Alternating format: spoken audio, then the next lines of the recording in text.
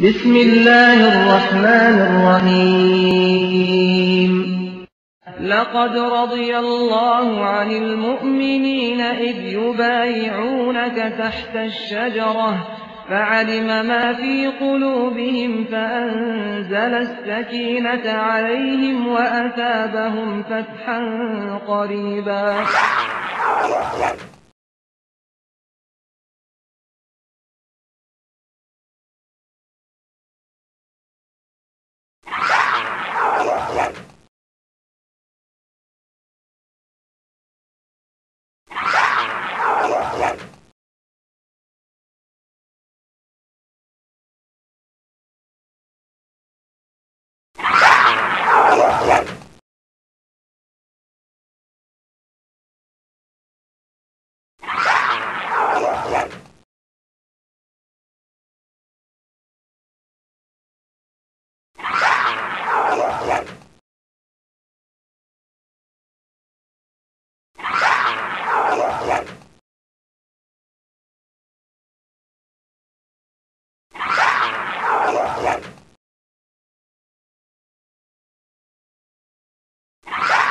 إن الحمد لله نحمده ونستعينه ونستغفره ونعوذ بالله من شرور أنفسنا ومن سيئات أعمالنا من يهده الله فلا مضل له ومن يضلل فلا هادي له أشهد أن لا إله إلا الله وحده لا شريك له وأشهد أن محمدا عبده ورسوله أما بعد أعوذ بالله من الشيطان الرجيم بسم الله الرحمن الرحيم قل هو الله أحد الله الصمد لم يلد ولم يولد ولم يكن له كفوا أحد سیدنا علی رضی اللہ عنہ وارضا رسول کریم صلی اللہ علیہ وسلم کے وہ عظیم الشان صحابی جن کے بارے میں امام الانبیاء امام اعظم محمد الرسول اللہ صلی اللہ علیہ وسلم نے فرمایا تھا اے علی میرا تمہارے ساتھ رشتہ میری تمہارے ساتھ نسبت تم میرے نزدیک ایسے ہو جیسے موسیٰ علیہ السلام کے نزدیک ہارون علیہ السلام تھے. ہاں ایک فرق ہے کہ موسیٰ علیہ السلام کی جو رشتہ داری جو نسبت جو تعلق ہارون سے تھا، ہارون بھی نبی تھے. میری تمہاری محبت تو ویسی ہی ہے، تعلق تو ویسا ہی ہے، لیکن لا نبی بعدی، میں آخری نبی ہوں، میرے بعد کوئی نبی نہیں ہے. سیدنا علی رضی اللہ عنہ امام الانبیاء کے تربیت یافتہ انسان، آپ کے ہاتھوں پہ، آپ کے سائے تلے، آپ کے گھرانے کے اندر تربیت پانے والے، اپنے دل کے اندر اللہ کا ڈر رکھنے والے، ایک جنگ کے موقع پر ایک کافر کو گرا لیا، اس کے سینے پہ سوار ہو گئے، تلوار اٹھائی چلانے کے لیے کہ اس کافر نے آپ کے مبارک چہرے پر تھوک دیا. سیدنا علی نے اس کو چھوڑ دیا اور کھڑے ہو گئے. کہنے والے نے کہا آپ تو اس پہ قابو پا چکے تھے، پھر اپنی تلوار کو کیوں روک لیا؟ کہا اس نے میرے چہرے پر تھوکا تھا، میرے دل کے اندر یہ ڈر آیا کہ کہیں اس کو مارنے میں اللہ کی رضا کے ساتھ میرا اپنا ذاتی غصہ نہ داخل ہو جائے. جن کے پاس طاقت بے بہا، وقت کے خلیفہ ہیں، مسلمان حکمران ہیں، لیکن اپنی طاقتوں کو کبھی اپنی ذات کے لیے استعمال نہ کیا. سیدنا علی نے رضی اللہ عنہ وارضا، ان کی ذرہ گم گئی. بازار میں دیکھتے ہیں کہ یہودی کے پاس نظر آتی ہے، اور اس یہودی سے کہتے ہیں یہ تو میری ہے، گم ہو گئی تھی، آج تمہارے پاس نظر آئی ہے. وہ کہنے لگا نہیں یہ تو میری ہے. اب یہ وقت کے مسلمان حاکم ہیں، چاہے تو چھین لیں، چاہے تو اس کو گرفتار کروا دیں، طاقت ان کے ہاتھ میں ہے، حکومت ان کے ہاتھ میں ہے. لیکن یہ اسلام کا عملی نمونہ پیش کرنے والے کہتے ہیں اچھا آؤ پھر اپنے اختلاف کو عدالت کے دروازے پہ لے جاتے ہیں اور قاضی سے فیصلہ کرواتے ہیں۔ قاضی شرح کی عدالت میں گئے،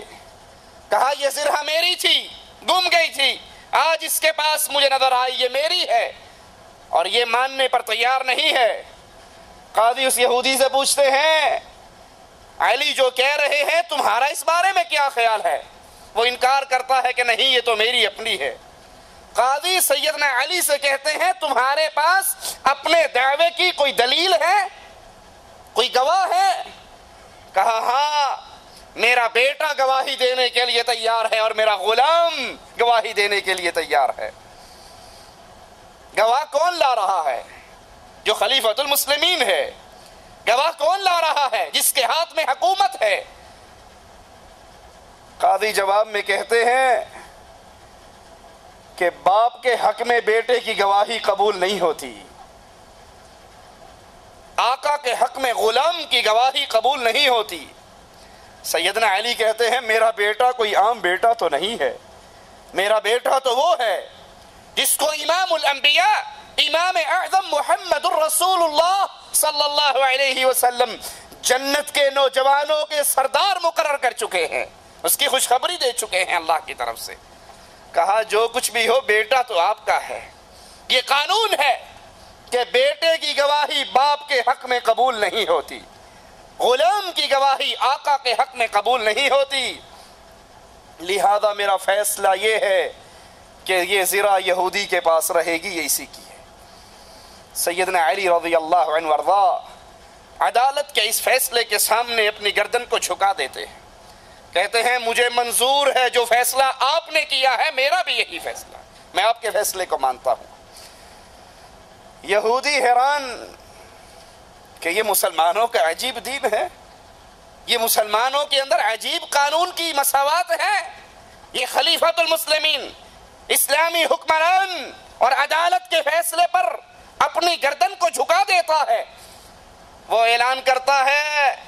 کہ آپ بھی سچے ہو، آپ کا دین بھی سچا ہے، یہ زرہ میری نہیں سیدنا علی کی ہے، میں ان کو لوٹاتا ہوں اور اشہد ان لا الہ الا اللہ کا نعرہ لگا کر اہل ایمان میں شامل ہو جاتا ہے۔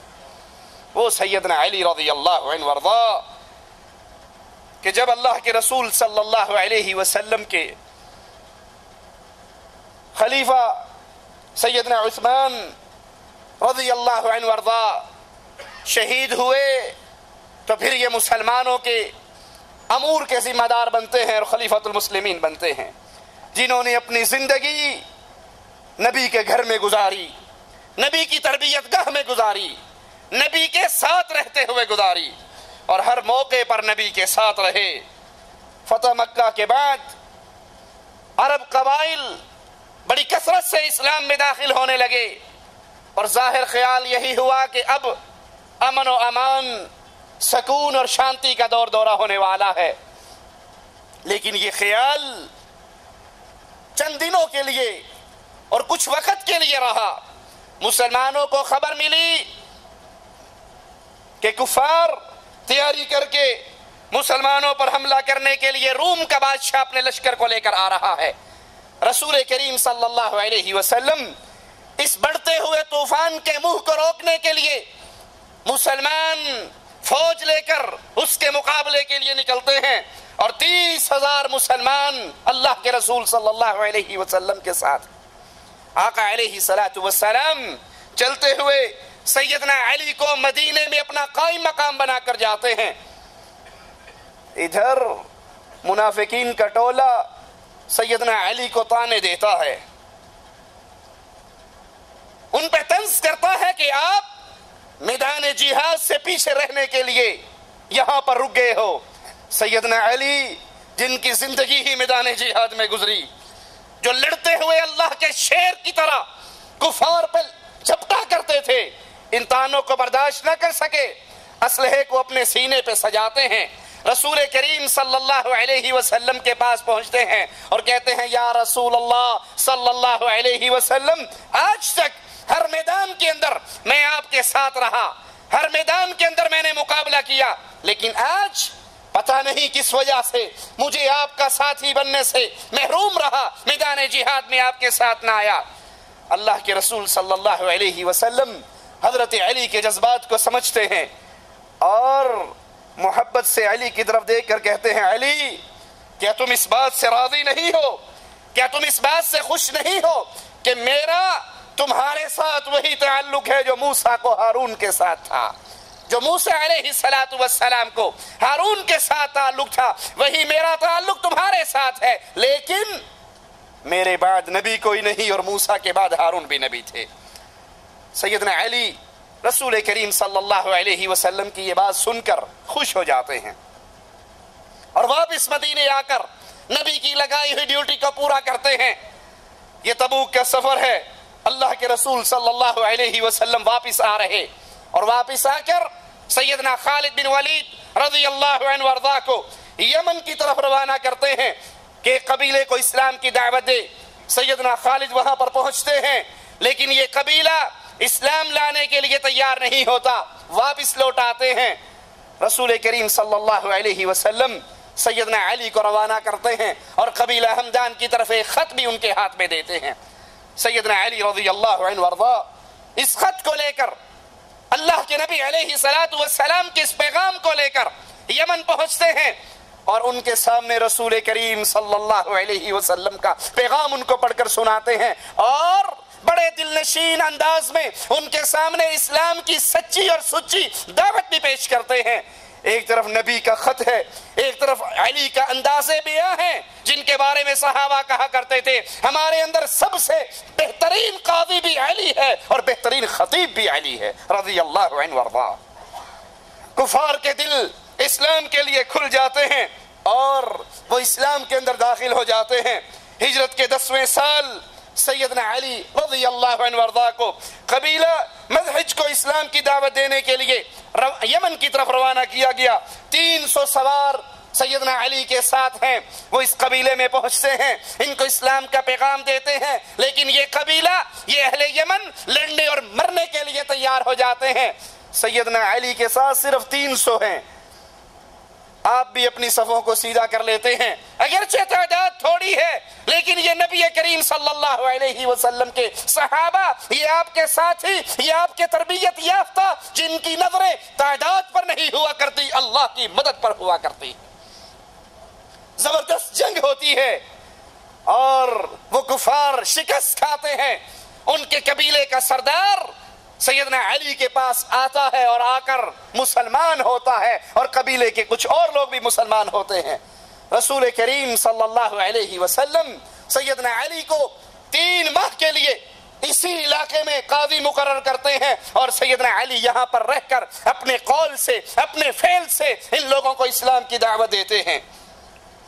اسی سال سیدنا علی رسول کریم صلی اللہ علیہ وسلم کے ساتھ حج کرنے کی سعادت مندی بھی پاتے ہیں اور اللہ کے رسول صلی اللہ علیہ وسلم سیدنا علی کو قربانی کے اونٹوں کا گوشت تقسیم کرنے کی ذمہ داری دیتے ہیں اور یہ رسول کریم صلی اللہ علیہ وسلم کا پہلا اور آخری حج ہے۔ یہ حجۃ الوداع ہے۔ اس سے واپسی پر آقا علیہ السلام بیمار ہوئے اور ہجرت کے 11ویں سال اس دنیا سے رخصت ہو گئے۔ سیدنا علی نے دوسرے صحابہ کے ساتھ مل کر آپ کو غسل دیا اور پھر اسامہ بن زید، عبد الرحمن بن عوف اور فضل بن عباس کے ساتھ مل کر رسول کریم صلی اللہ علیہ وسلم کو قبر